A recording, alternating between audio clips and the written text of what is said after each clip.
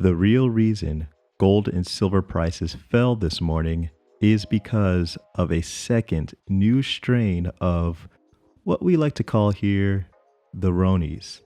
Now, this new strain of the Ronies was just identified, and because of it, the pound actually started to sell off this morning. And not only did the pound sell off, but the dollar, in reaction to it, started to jump. Now, this comes just after that $900 billion relief package was passed. That $900 billion relief package, mind you, close to $1 trillion, sent gold and silver prices skyrocketing on Sunday night, going into Monday morning.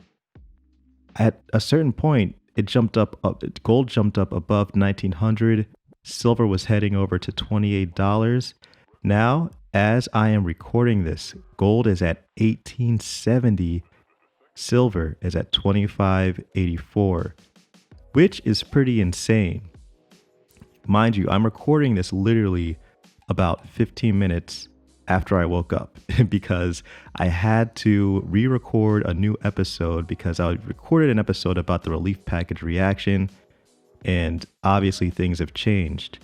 Now, what was interesting is that while the relief package passed and gold and silver prices were up, what we also saw was that the Dow futures remained somewhat flat. They weren't up too high. And if you checked the US 10-year Treasury yield, the US 10-year Treasury yield actually started to head a little bit further south, which kind of raised my suspicion a bit. The dollar also started to head further south a little bit too.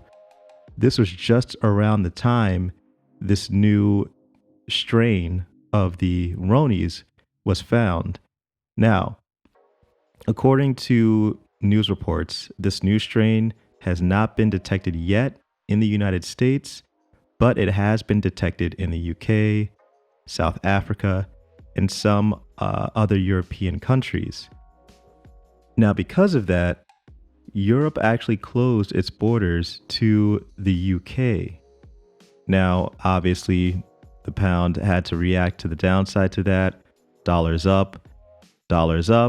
That means gold and silver prices are down. Now, another point of data are stocks that do well during lockdown. And overnight, we saw all the good stocks that kind of track against the S&P 500. Now, you can take a look at this by looking at a data point called beta. Beta tracks performance along with the S&P 500. So a beta of 1 actually tracks the performance lockstep with the S&P 500. If it's above 1, that means it actually is a little bit more volatile than the S&P 500. If it's actually less than 1, then it won't be as volatile as the S&P 500. If it's negative, then it has a negative correlation to the S&P 500. If it's a correlation of -1, I should say. So what stocks are actually performing well right now while the US major indices such as the S&P 500 is not doing that well? Well, you have the stay-at-home stocks like Zoom performing well.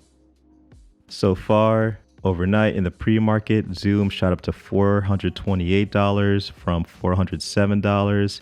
Some of the stocks that actually are a little bit more volatile than the S&P 500, such as Amazon, it has a beta over 1. It actually is down in the pre-market. So one of the things that you can just take a look at is, well, if those stay-at-home stocks are doing well, something's going on with Ronies news, so to speak.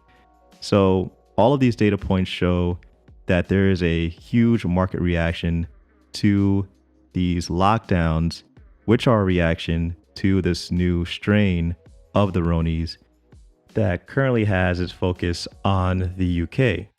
Now, guys, in the comment section below, let me know what you think about all of this news. Please hit that like button. Please subscribe if you're new. It's Black Bullion for goldandsilvertoday.com.